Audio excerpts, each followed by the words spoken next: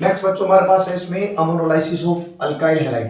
देखना इसमें होता क्या है, हम लोग अमोनिया की रिएक्शन करवाते हैं आरएक्स के साथ। देखो इसमें आपकी एनसीईआरटी अमोनिया को लेता है एल्कोहलिक अमोनिया, ये होता है हमारे पास एल्कोहलिक अमोनिया। क्लियर है, जैसे एल्कोहलिक की जगह बोले लेगा एथेनोलिक अमोनिया आएगा इसमें। एल्कोहलिक अमोनिया की रिएक्शन हम लोग करवाते हैं आरएक्स की रिएक्शन, इसी को बोलते हैं हम लोग अमोनोलाइसिस। देखो बच्चों इसमें होता क्या है, आपसे ना कई बार पूछा है व्हाट इज अमोनोलाइसिस, तो बिल्कुल सिंपल है।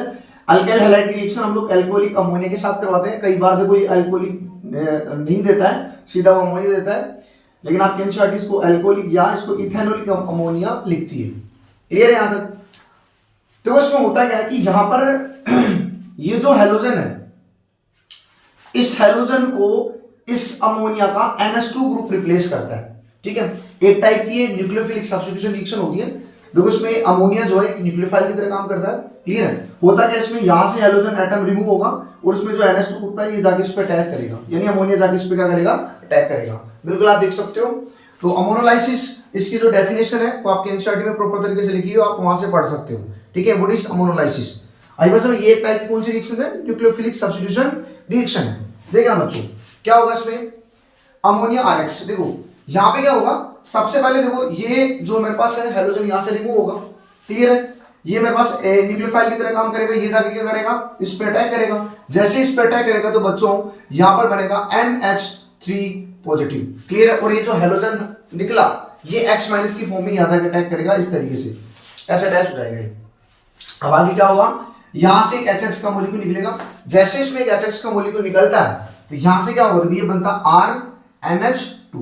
क्लियर है, फिर से इसमें क्या होता है, एक हैलाइड का मॉलिक्यूल, एक अल्काइल हैलाइड फिर से इस पर रिएक्ट करता है, यानी फिर से यहां से क्या होता है, हेलोजन रिमूव होता है और फिर से ये जो मेरे पास ये जो अमाइन है, ये अमाइन जो मेरे पास बना, क्लियर, ये एक न्यूक्लियोफाइल की तरह काम करेगा, फिर से इस पे अटैक करेगा। जैसे फिर से इस पे अटैक करेगा तो बनता है ये RNH2 पॉजिटिव, ये इस तरीके से बनता है।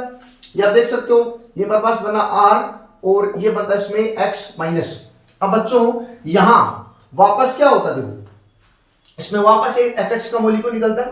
देखो हाइड्रोजन आपको कहां से निकालना है, हाइड्रोजन तो आपको निकालना है नाइट्रोजन से, यहां से वो हाइड्रोजन निकालना है जो हाइड्रोजन से, जो नाइट्रोजन से अटैच है, यानी ये वाला आपको हाइड्रोजन निकालना है और हाइड्रोजन आपको ये निकालना है। तो यहां से आप क्या करोगे, एक HX मॉलिक्यूल इसमें रिमूव करोगे। रिमूव करने के बाद देखो क्या बना, RNHR हमारे पास बना, ये न्यूट्रल हो गया और ये फिर से न्यूक्लियोफाइल की तरह बिहेव करने लग गया।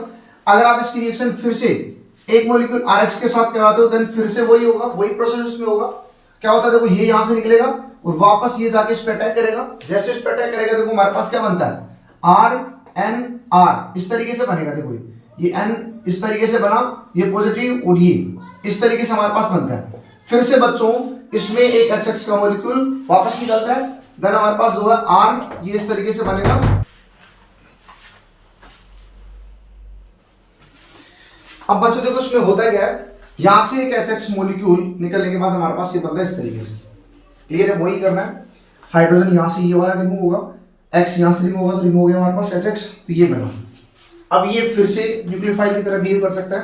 अब देखो इसमें हुआ क्या, यहां से इसकी रिएक्शन फिर से एक RX के साथ करवाता है और जैसे आप एक RX के साथ करवाते हो देखिए ये यहां से रिलीज होगा, ये हमारे पास एक न्यूक्लियोफाइल है, वापस न्यूक्लियोफिलिक सब्स्टिट्यूशन रिएक्शन होगी, फिर से जाके इस पे अटैक करेगा और इस बार देखो क्या बनेगा, इस बार बच्चों ये इस तरीके से बनेगा, आप देख सकते हो, और नाइट्रोजन पे आएगा पॉजिटिव छोड़ेगा, क्योंकि नाइट्रोजन क्या करेगा, अपने लोन कर देगा या दस पर X माइनस। तो ये हमारे पास बनता है बच्चों क्वाटरनरी सॉल्ट। क्या बनता है, क्वाटरनरी सॉल्ट बनता है, क्वाटरनरी सॉल्ट बनता है। ठीक है, देखो अमोनिया से क्या बना, देखो अमोनिया से हमारे पास क्या बना, मैं आपको बताता हूँ। अमोनिया से हमारे पास क्या बना, ये बना हमारे पास 1 डिग्री अमाइन। क्या बना, 1 डिग्री अमाइन। फिर उसके बाद में हमारे पास क्या बना, 2 डिग्री अमाइन। बिल्कुल आप देख सकते हो, तो ये क्या बना, 2 डिग्री अमाइन हमारे पास बना, 2 डिग्री अमाइन हमारे पास बना। फिर देखो 2 डिग्री अमाइन से हमारे पास क्या बना, ये वाला 3 डिग्री अमाइन बना, 3 डिग्री अमाइन हमारे पास बना, और ये लास्ट में आप देख सकते हो क्या बना, क्वाटरनरी सॉल्ट बना। क्लियर है, ये हमारे पास होता है अमोनोलाइसिस ऑफ अल्काइल हैलाइड। यहां तक क्लियर है। देखो बच्चों आपसे पूछ सकता है एग्जाम में, व्हाट इज अमोनोलाइसिस, आपके एनसीईआरटी में प्रॉपर इसकी डेफिनेशन लिखी हुई है, आप उस डेफिनेशन को वहां से देख सकते हैं। देखो उसमें होता क्या है, उसमें देखो सिंपल ये लिखा हुआ है कि अमोनोलाइसिस में क्या होता है, एल्कोहलिक अमोनिया की रिएक्शन आरएक्स के साथ करवाते हैं। इसमें जो अमोनिया का जो इसमें NH2 ग्रुप है वो इसमें इस हैलाइड ग्रुप यानी इसका NH2 ग्रुप इसके हाइड्रोजन एटम को रिप्लेस करके खुद सब्स्टिट्यूट हो जाता है, उसी को हम लोग बोलते हैं अमोनोलाइसिस। ये हमारे पास होता है। अब बता देखो ये तो हमारे पास हो गया अमोनोलाइसिस का पूरा प्रोसेस। लेकिन अगर मान लो ऐसी हमें रिएक्शन दे तो डायरेक्ट प्रोडक्ट आप कैसे बनाओगे, तो आप देख सकते हो इसकी ट्रिक आप देख सकते हो। डायरेक्ट आपको प्रोडक्ट कैसे बनाना है, डायरेक्ट आपको प्रोडक्ट कैसे बनाना है ये सुन लो। देखो डायरेक्ट आपको प्रोडक्ट कैसे बनाना है सुनना। देखो डायरेक्ट प्रोडक्ट आपको कैसे बनाना है, देखो अगर आप है ना ऐसे देखा, देखो आपको ना एल्कोहलिक अमोनिया की रिएक्शन आरएक्स के साथ करवाएं, एल्कोहलिक अमोनिया की रिएक्शन आरएक्स के साथ करवाएं तो क्या होगा, देखो क्या प्रोडक्ट बनेगा। पहले बच्चों सुनना, देखो आपको क्या करना है, एक HX का मॉलिक्यूल निकालना है। हर बार आपको क्या करना है, एक HX का मॉलिक्यूल निकालना है। वो डिपेंड करता है भाई, अगर आपको गिवन नहीं कर दो तो आप क्या करोगे। आपको जैसे मान लो 2 मोल RX के दिया, 3 मोल RX के दिया, या आपको एक्सेस में दे दिया RX, तब तो क्या बनेगा, ये वाला बनेगा। लेकिन अगर मान लो आपको 1 मोल दिया तब आपको 1 डिग्री, 2 मोल दिया तो क्या बनेगा 2 डिग्री, 3 मोल दे दिया तो क्या बनेगा 3 डिग्री, और आपको 4-5 मोल दे दिया तो आपके पास में क्या बनेगा क्वार्टरली। यानी एक्सेस में अगर ये दे दिया ना RX तो हमेशा बनेगा क्वार्टरली सॉल्ट। क्लियर है, वो देगा कितने मोल्स आएगा। सर सुनना, ऐसे रिएक्शन आई तो आपको क्या करना है, HX निकालना है। अब HX में हाइड्रोजन को कहां से बाहर निकालोगे, अमोनिया से, यानी NH2 से, अमोनिया अमाइन से आपको बाहर निकालना है। और हाइड्रोजन कहां से बाहर निकालोगे, अल्काइल हैलाइड से। सिंपल ये करना है। तो देखो क्या करोगे कि ये क्या बना RNH2, आई बस RNH2। क्लियर। फिर से आप क्या करोगे, मान लो इसकी जो रिएक्शन है फिर से एक RX के साथ करवाया तो आपके पास में क्या प्रोडक्ट बनेगा, वही बता रहा हूं, हाइड्रोजन यहां से, हाइड्रोजन यहां से, तो क्या बना RNHR, निकल गया यहां से HX। क्लियर है, देख सकते हो इसमें क्या निकला HX, इसमें क्या निकला HX। बात है नहीं। फिर से अगर मान लो एक RX की रिएक्शन करवा दिया, फिर से वही करना है, ये हाइड्रोजन इसका हाइड्रोजन, तो क्या बनेगा RNRR, ये बन गया इस तरीके से। और यहां से क्या निकल गया, HX बाहर निकल गया, देख सकते हो। फिर से अगर मान लो एक और, अगर मान लो ये दिया तो अब बोलेंगे सर अब है ना HX तो बाहर निकाल नहीं सकते। लेकिन बच्चों देखो ये हमारे पास क्या है, लोन पेयर है। सारे हाइड्रोजन रिमूव करने के बाद अगर फिर से उसकी रिएक्शन एक RX के साथ करवा देते हैं तो आपको क्या करना है, HX तो बाहर निकल नहीं सकता क्योंकि उसके पास हाइड्रोजन है ही नहीं, तो आपको उसको लोन पेयर को बाहर निकालना है यहाँ से। क्लियर है, लोन पेयर को क्या करना है, बाहर निकालना है। और बच्चों लोन पेयर अगर आप इसमें यहाँ से बाहर निकालोगे तो ये हमारे पास बनता है कुछ इस तरीके से। लोन पेयर बाहर निकालने के बाद नाइट्रोजन पे कौन सा चार्ज है, पॉजिटिव चार्ज, और ये हमारे पास आता है X माइनस, इस तरीके से। क्लियर है, तो बन गया देखो बच्चों क्वार्टनरी सॉल्ट। क्या बन गया, क्वार्टनरी सॉल्ट। इतना आप देख सकते हो। क्लियर है, आपको हर वक्त एक HX का मॉलिक्यूल बाहर निकालना है। ठीक है, हर स्टेप में क्या करना है, आपको एक HX का मॉलिक्यूल बाहर निकालना है। क्लियर है, इस अमोनोलाइसिस को आप प्रॉपर तरीके से देखना। देखो एग्जाम में इसके पूछने के चांसेस ज्यादा है। एक बार जो है राजस्थान बोर्ड में इसका सवाल पूछा जा चुका है, तो आप इसको प्रॉपर तरीके से देखना बच्चों। अमोनोलाइसिस हमारे पास होता है, ये ध्यान रखना। कई बार यहाँ पे सीधा सिंपल अमोनिया दे देता है, कई बार यहाँ पे एल्कोहलिक अमोनिया लिख के देता है। या आपके एनसीईआरटी बताया जो मैंने, आपके एनसीईआरटी जो है एथेनोलिक अमोनिया देगा। एथेनोलिक अमोनिया का मतलब होता है एल्कोहलिक अमोनिया ही है। एथेनॉल का मतलब अल्कोहलिक हो गया, एथेनोलिक अमोनिया भी यहाँ पे दे सकता है, तो वही हो गया एथेनोलिक अमोनिया की रिएक्शन आरएक्स के साथ। मतलब क्या है, अमोनोलाइसिस ऑफ अल्काइल हैलाइड हमारे पास है। क्लियर है, तो देखो हमारे पास क्या है, प्रिपरेशन ऑफ अमाइंस जो वहां तक कंप्लीट हो चुकी है। इसका आप स्क्रीनशॉट लो, देन फिर हम लोग बात करते हैं अमाइंस की फिजिकल प्रॉपर्टीज की। फिजिकल प्रॉपर्टीज में हम लोग बात करने वाले हैं बॉइलिंग पॉइंट्स की। क्लियर है, इसमें मेन जो हमारे पास है बॉइलिंग पॉइंट्स। तो आप जो इसका स्क्रीनशॉट लो, फिर हम लोग कंटिन्यू करते हैं। देखो उसमें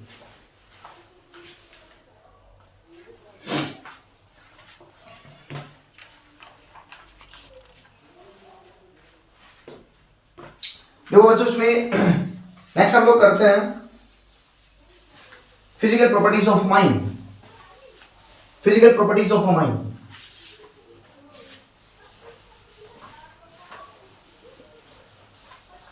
नेक्स्ट देखो उसमें फिजिकल प्रॉपर्टीज ऑफ माइंड। सुनना देखो, फिजिकल प्रॉपर्टीज ऑफ अमाइंस। सुनना देखो, इसमें बात करने वाले हम लोग बॉइलिंग पॉइंट की। किसकी बात करने वाले हैं, बॉइलिंग पॉइंट की। क्लियर है, किसकी बात करने वाले, बॉइलिंग पॉइंट की। अब सुनना देखो, आपको अगर अमाइंस के बॉइलिंग पॉइंट की बात करें ना, सिर्फ अमाइंस के बॉइलिंग पॉइंट की बात करें, तो जो अमाइंस का जो बॉइलिंग पॉइंट है वो डायरेक्टली प्रोपोर्शनल होता है नंबर ऑफ H बॉन्ड की, हाइड्रोजन बॉन्ड की, नंबर ऑफ H बॉन्ड। जैसे मान लो आपके पास में दे रखा है प्राइमरी अमाइंस, क्या दे रखा है, प्राइमरी अमाइन। एक आपके पास में दे रखा है सेकेंडरी अमाइन, एक आपके पास में दे रखा है टर्सरी अमाइन, टर्सरी अमाइन। अब इन तीनों में जो है बॉइलिंग पॉइंट का ऑर्डर पूछ रखा है, तो मैं आपको बता दूं, देखो सबसे ज्यादा जो बॉइलिंग पॉइंट होता है वो प्राइमरी अमाइंस का होता है, उसके बाद में सेकेंडरी अमाइंस का होता है, देन सबसे लास्ट में किसका होता है, टर्सरी अमाइन का होता है। क्लियर है, ये मैं बात कर रहा हूं इनके बॉइलिंग पॉइंट्स की। अब ऐसा क्यों होता है, देखो जो हमारे पास प्राइमरी अमाइन है ना, इसमें नंबर ऑफ हाइड्रोजन बॉन्ड बनते हैं, देखो मैं बताऊं, नंबर ऑफ हाइड्रोजन बॉन्ड जो है प्राइमरी अमाइंस में बनते हैं 3, कितने बनते हैं 3, सेकेंडरी अमाइंस में बनते हैं 2, और टर्सरी अमाइंस में कोई भी हाइड्रोजन बॉन्डिंग नहीं होती है, तो कहेंगे नो एच बॉन्डिंग, कोई भी हाइड्रोजन बॉन्डिंग नहीं होती है। क्लियर है, तो देखो आप देख सकते हो जो बॉइलिंग पॉइंट अमाइंस का वो नंबर ऑफ हाइड्रोजन बॉन्ड पे नंबर ऑफ हाइड्रोजन बॉन्ड के डायरेक्टली प्रोपोर्शनल होता है, मतलब जितने ज्यादा हाइड्रोजन बॉन्ड उसका बॉइलिंग पॉइंट भी क्या होगा, उतना ही ज्यादा होगा। ध्यान रखना, प्राइमरी अमाइन का सबसे ज्यादा, उसके बाद में सेकेंडरी अमाइन, उसके बाद में हमारे पास होता है टर्सरी अमाइन, ये बिल्कुल आप ध्यान सकते हो। क्लियर है, अब देखो एक सवाल पूछा जाता है, देखो क्वेश्चन मेरे पास ये है, सवाल ये है कि ethyl amine has lower boiling point as compare to alcohol, ठीक है। देखो इसका रीजन होता है ड्यू टू,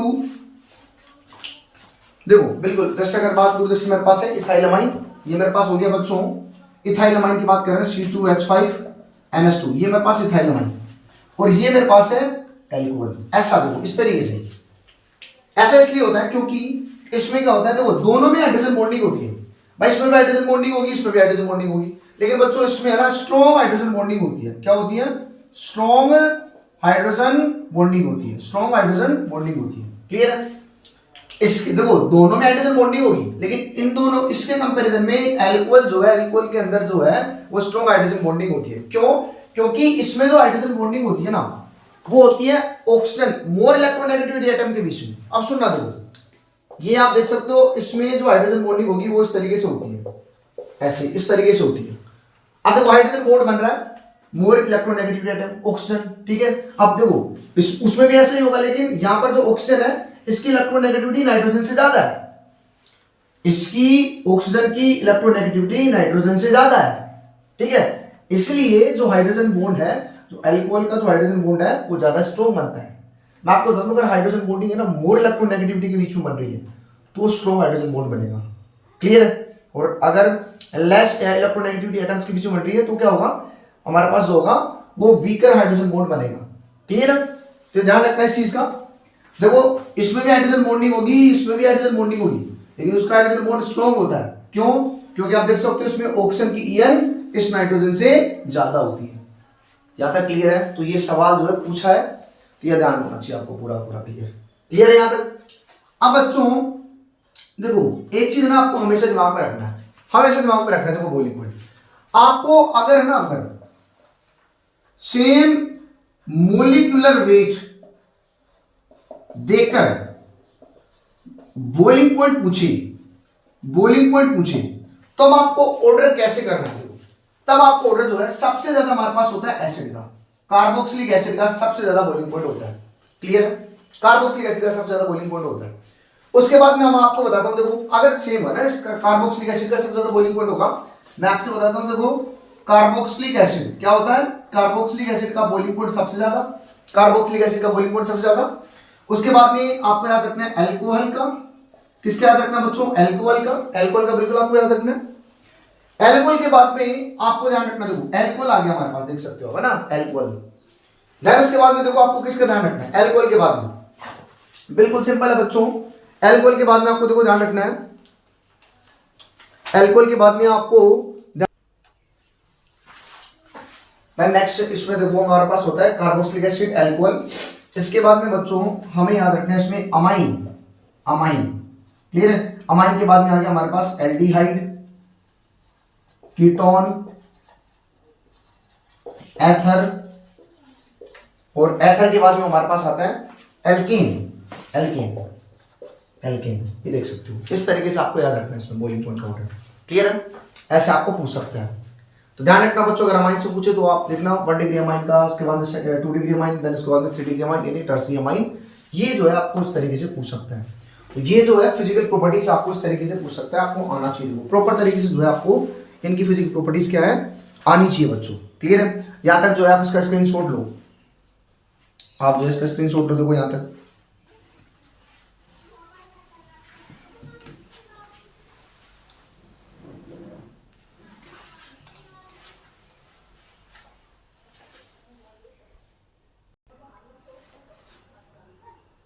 अब देखो इसमें नेक्स्ट हम बात करते हैं इसकी फिजिकल प्रॉपर्टीज के बाद इसके केमिकल प्रॉपर्टीज की हम लोग बात करते हैं। तो बात करते हैं देखो chemical properties of amines. Chemical properties of amines, इसमें क्या क्या हम लोग बात करने वाले हैं सुना देखो। केमिकल प्रॉपर्टीज ऑफ अमाइंस सुनो। केमिकल प्रॉपर्टीज ऑफ अमाइन, ये हमारे पास हो गया केमिकल प्रॉपर्टीज ऑफ अमाइन। तो केमिकल प्रॉपर्टीज ऑफ अमाइंस में सबसे पहले हम लोग बात करते हैं बेसिक स्ट्रेंथ की। किसकी बात करते हैं? बेसिक स्ट्रेंथ की हम लोग बात करते हैं। क्लियर है? अब देखो हमारे पास जो अमाइंस है ना, अमाइन ये होता है देखो अमाइन RnH2। क्लियर है? अमाइंस का जो नेचर होता है वो बेसिक होता है, इसलिए हम लोग बात कर रहे हैं बेसिक स्ट्रेंथ की। इनका नेचर कैसा होता है? बेस। देखो क्यों होता है, देखो लेविस बेस है ना, आपके एनसीईआरटी ऐसे लिखते हैं कि amines have Lewis base as well as Bronsted base. Lewis base क्यों बोला? क्योंकि ये अपना लोन पे डोनेट कर सकता है, तो क्या बोलते हैं? Lewis base. देखो लेविस कंसेप्ट के हिसाब से, लेविस कंसेप्ट थ्योरी के हिसाब से क्या है, कोई भी मॉलिक्यूल अपना लोन पे डोनेट कर सकता है, डोनेट करता है तो उसको बोलते हैं लेविस बेस। लोन पे एक्सेप्ट करता है तो बोलते हैं लेविस एसिड। और ब्रोंस्टेंट के हिसाब से क्या होता है, जो H+ एक्सेप्ट करता है उसको बोलते हैं ब्रोंस्टेंट बेस, और जो H+ डोनेट करता है उसको क्या बोलते हैं? ब्रोंस्टेंट एसिड। अब ये जो अमाइन है ना, अमाइन ये अपना लोन पेयर भी डोनेट कर सकता है और H+ यानी प्रोटॉन को भी क्या कर सकता है? एक्सेप्ट कर सकता है। इसलिए आपकी एनसीईआरटी लिखती है कि amines have Lewis base as well as Bronsted base, क्योंकि लोन पे डोनेट कर सकता है, H+ को क्या कर सकता है? एक्सेप्ट भी कर सकता है। यहां तक क्लियर है? बिल्कुल। देखो मैं आपको रिएक्शन से इसको कंप्लीट मैं समझा भी सकता हूं।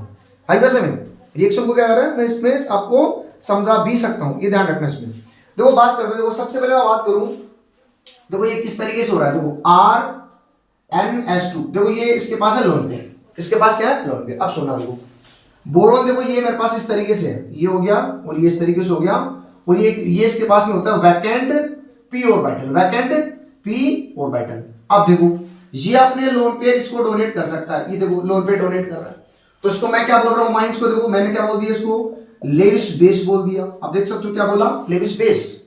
अगली रिएक्शन देखो, अब इस अमाइन की रिएक्शन मैं करवा रहा हूं किसी प्रोटॉन के साथ, H+ के साथ मैं करवा रहा हूं। आई वैसे में अब देखो ये इससे रिएक्ट करके पता है क्या किस में कन्वर्ट हो जाता है? ये इसमें होगा इस तरीके से एक्सेप्ट, तो कन्वर्ट हो गया RnH3 positive, RnH3 positive. Clear है? RnH3 positive. क्लियर? आप देख सकते हो ये बन गया। तो ये हमारे पास क्या हो गया? यहाँ पर ब्रोंस्टेंट बेस। क्या हो गया हमारे पास? ब्रोंस्टेंट बेस हमारे पास हो गया। इसलिए हम लोग बोलते हैं जो अमाइंस है वो Lewis base as well as Bronsted base हमारे पास होते हैं। क्लियर है? यहां तक आप देखो ध्यान रखना। अब देखो बात करते हैं बेसिक स्ट्रेंथ। देखो बेसिक स्ट्रेंथ जो होती है वो किस पर डिपेंड करती है, सुनना देखो। हमारे पास जो ये जो बेसिक स्ट्रेंथ है, क्लियर, ये जो बेसिक स्ट्रेंथ है ये डायरेक्टली प्रोपोर्शनल टू होती है किसके? इलेक्ट्रॉन डोनेटिंग ग्रुप के। बच्चों मैंने आपको अच्छे से बता रखा है इलेक्ट्रॉन डोनेटिंग ग्रुप कौन से होते हैं, इलेक्ट्रॉन विड्रॉइंग ग्रुप कौन से होते हैं। इलेक्ट्रॉन डोनेटिंग ग्रुप के डायरेक्टली प्रोपोर्शनल होती है, and it is inversely proportional two electron withdrawing group. ये आपको ध्यान होना चाहिए, inversely proportional two electron withdrawing group. देखो कई बार क्या आपको इस बेसिक स्ट्रेंथ की जगह आपको देगा इसमें Kb ऑर्डर बताओ, तो Kb का मतलब क्या होता है हमारे पास? वही सेम हमारे पास क्या होता है? Kb का ऑर्डर क्या होता है हमारे पास? Basic strength. एक ऐसा रिलेशन भी आपकी एनसीईआरटी में दे रखा है, आपकी एनसीईआरटी में रिलेशन क्या दे रखा है? सुनना, रिलेशन ये दे रखा है कि PKb is inversely proportional to Kb। Kb का मतलब क्या होता है हमारे पास? Basic strength. तो आपको है ना Kb या PKb पूछो तो आपको हमेशा Kb यानी बेसिक स्ट्रेंथ निकालनी है। तो PKb का अगर आप ऑर्डर निकालना चाहते हो तो आप क्या कर दो? इसका उल्टा कर दो। बिल्कुल, तो क्या करोगे आप? इसका उल्टा कर दोगे। बिल्कुल क्लियर है? तो इस तरीके से हमसे पूछा जाता है। तो नॉर्मल तरीके से आपको देखो सवाल कैसे पूछे जाएंगे बेसिक स्ट्रेंथ के, बहुत सिंपल से सवाल जो है यहाँ पर पूछे जाते हैं। तो देखो सुनो क्या सवाल जो है इसमें पूछे जाते हैं, सुनना देखो आपको किस तरीके से सवाल पूछे जाते हैं। सुनना देखो आपको जो है बेसिक स्ट्रेंथ का ऑर्डर पूछा जाएगा कैसे। मेरे पास है यहाँ पर CH3NH2, CH3NH, CH3, और एक मेरे पास है CH3N, CH3 और CH3। इन तीनों में ये मेरे पास है A, ये मेरे पास है B और ये मेरे पास है C। इन तीनों में जो है आपको बेसिक स्ट्रेंथ का ऑर्डर पूछा है, उसमें बेसिक स्ट्रेंथ का ऑर्डर। तो देखो यहां पर क्या है, जो अल्काइल ये है, ये क्या है, इलेक्ट्रॉन डोनेटिंग ग्रुप। तो इलेक्ट्रॉन डोनेटिंग ग्रुप की क्या होता है, डायरेक्टली प्रोपोर्शनल टू। इसमें दो दो इलेक्ट्रॉन डोनेटिंग ग्रुप है, बेसिक स्ट्रेंथ और ज्यादा। इसमें तीन तीन है तो बेसिक स्ट्रेंथ और भी ज्यादा। तो आप देख सकते हो ये हमारे पास हो जाएगा बेसिक स्ट्रेंथ का ऑर्डर इस तरीके से। क्लियर है? ऐसे देखो हमारे पास और सवाल पूछते हैं, देखो इस तरीके से। अगर आप देखोगे ये सेकंड, देखो कैसे सवाल आपसे पूछेगा, C2H5 NH2, C2H5 NH2। फिर यहां पे पूछ लिया देखो C2H5। क्लियर है? जैसे इसने ये हो गया मेरे पास H4 NH2 और यहां पर आ गया फ्लोरीन। देखो फ्लोरीन जो है इसमें किसकी तरह काम करेगा, यहां पर फ्लोरीन जो है यहां पर इलेक्ट्रॉन विड्रॉइंग की तरह काम करेगा, इलेक्ट्रॉन विड्रॉइंग ग्रुप की तरह काम करेगा फ्लोरीन इसमें। ठीक है? और इसमें ये किसकी तरह काम करेगा, इलेक्ट्रॉन डोनेटिंग ग्रुप। देखो इलेक्ट्रॉन डोनेटिंग ग्रुप ये भी होगा और ये भी होगा, लेकिन इसमें एक इलेक्ट्रॉन विड्रॉइंग ग्रुप ही है जो क्या करेगा, इस बेसिक स्ट्रेंथ को क्या करेगा, डिक्रीज करेगा। आई बस में इन दोनों में जो है इसकी बेसिक स्ट्रेंथ जो है हमारे पास ज्यादा हो जाती है। यहां तक आप करो, देखो इसमें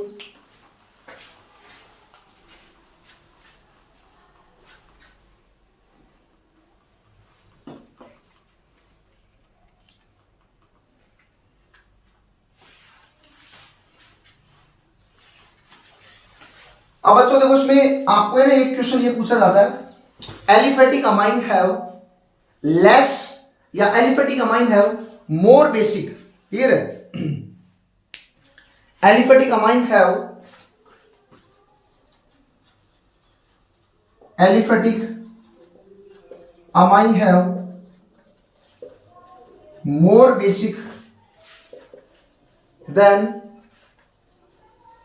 aromatic amine, then aromatic amine. बहुत सिंपल है। ठीक है? एलिफेटिक अमाइन की बात करें, देखो होता है हमारे पास RNH2, और अगर एरोमेटिक अमाइन की बात करते हैं तो हमारे पास होता है कुछ इस तरीके से, ये हमारे पास हो गया एलिफेटिक अमाइन। अब बच्चों सुनना, देखो यानी लोन पेयर को डोनेट करना क्या कहलाता है, बेसिक। क्या कहलाता है, लेविश बेस। क्लियर है? लोन पेयर आसानी से डोनेट कर देगा, मतलब उसकी बेसिक स्ट्रेंथ सबसे ज्यादा होगी। क्लियर है? और लोन पेयर डोनेट आसानी से डोनेट नहीं कर रहा है, मतलब उसकी बेसिक स्ट्रेंथ क्या होगी, कम होगी। तो बड़ा कंसेप्ट ये होता है, मैं आपको एक चीज बताता हूं, देखो यानी आपको पता है इसका जो लोन पेयर है ना, इसका जो लोन पेयर है ये इस बेंजीन के साथ क्या करेगा, रेजोनेंस। इस बेंजीन के साथ क्या करेगा, रेजोनेंस। और ऐसा इसमें कुछ नहीं होता, इसमें कोई रेजोनेंस नहीं होता। तो देखो ये क्या करेगा, ये जो लोन पेयर है ये इस बेंजीन के साथ रेजोनेंस करके अपने आप को स्टेबलाइज कर लेता है। मतलब ये अपना लोन पेयर किसी दूसरी स्पीशीज को आसानी से डोनेट नहीं करेगा।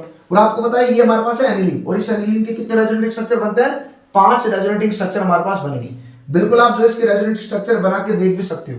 क्लियर? मैंने नोट्स में इसको इंक्लूड कर रखा है, करवा भी रखा है। ठीक है? एनिलीन के रेजोनेटिंग स्ट्रक्चर। तो ध्यान रखो, आपसे कोई पूछेगा ऐसा क्यों होता है, क्योंकि देखो इसमें क्या होता है, ये लोन पेयर इस बेंजीन रिंग के साथ क्या करता है, रेजोनेंस। और जब ये रेजोनेंस करेगा तो ये अपना लोन पेयर आसानी से डोनेट नहीं कर सकता। क्लियर है? तो ध्यान रखना बच्चों, इससे थोड़ा सा अलग कंसेप्ट है, इस चीज का आप ध्यान रखना। इसमें रेजोनेंस होने की वजह से लेस बेसिक होता है। आई बात समझ? इन दोनों की बात करें तो इसमें कौन सा ज्यादा बेसिक होगा, एलिफेटिक अमाइंस जो है हमारे पास ज्यादा बेसिक होता है as compare to aromatic amines. तो ये आपको ध्यान होना चाहिए बच्चों, इस तरीके से आपको बेसिक स्ट्रेंथ पूछ सकता है। क्लियर? देखो आपको सिंपल तरीके से बेसिक स्ट्रेंथ पूछे, आपको गैसियस फेज में बेसिक स्ट्रेंथ पूछे, क्लियर है, तो आपको बिल्कुल सिंपल तरीके से आपको आंसर देना है। लेकिन बच्चों अगर आपको जो बेसिक स्ट्रेंथ है अगर वो एक्वस मीडियम में पूछे, तब आपको एक ट्रिक से आपको उसकी बेसिक स्ट्रेंथ याद रखनी है। जनरली हमें जो है 1 डिग्री 2 डिग्री 3 डिग्री और अमोनिया, इनकी जो है बेसिक स्ट्रेंथ पूछता है एक्वस सॉल्यूशन के अंदर। तो वो जो है आपके लिए इंपॉर्टेंट है, वो आपको ध्यान रखना है। बाकी अगर आपसे नॉर्मल तरीके से गैसियस मीडियम में पूछे या कुछ नहीं बोले, तब आपको इस तरीके से सिंपल तरीके से बेसिक स्ट्रेंथ का आपको ऑर्डर बताना है। यहां तक आप स्क्रीनशॉट लो, फिर हम लोग देखो एक्वस सॉल्यूशन में जो है बेसिक स्ट्रेंथ इसमें बताने वाले हैं, एक्वस सॉल्यूशन की बेसिक स्ट्रेंथ।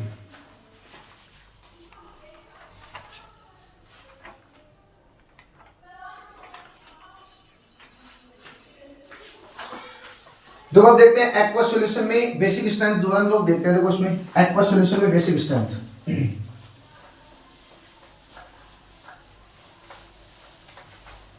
सुनना, देखो आपको एक्वस सॉल्यूशन में पूछे, एक्वस सॉल्यूशन में बेसिक स्ट्रेंथ पूछे किस किस की, CH3NH2, CH3NH, CH3 ये मेरे पास है 1 डिग्री, ये मेरे पास है 2 डिग्री, और CH3N, CH3 नीचे CH3 ये मेरे पास है बच्चों 3 डिग्री, और ये मेरे पास हो गया अमोनिया। क्या हो गया? अमोनिया।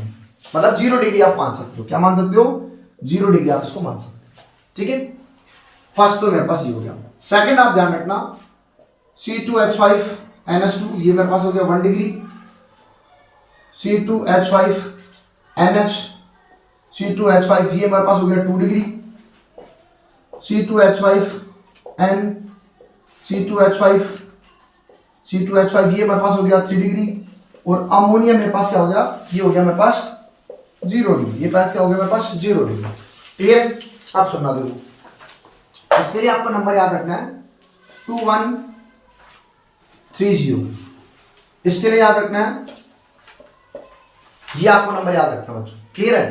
देखो एक में होता है, एक नंबर आपको याद रखना है 2310, एक नंबर आपको याद रखना है, सॉरी एक नंबर याद रखना है आपको 2130, और एक नंबर याद रखना है 2310। अब देखो इन दोनों में से बड़ा नंबर मेरे पास है 2310। ठीक है, तो 2310 बड़ा नंबर है, मतलब बड़े वाले ग्रुप के साथ बड़ा नंबर। C2H5 इस CH3 से बड़ा ग्रुप है कि नहीं है? तो बड़े वाले के साथ बड़ा ग्रुप। तो याद रखना इस तरीके से 2310 एंड 2130। तो ये कब आपको ऑर्डर बताना है? कब आपको ऑर्डर बताना है? एक्वस सॉल्यूशन या एक्वस मीडियम में आपको ये ऑर्डर बताना है। अदरवाइज आपको सिंपल तरीके से बेसिक स्ट्रेंथ का ऑर्डर। क्लियर है? आप जो स्क्रीनशॉट लो देखो बच्चों, आप इसका स्क्रीनशॉट लो।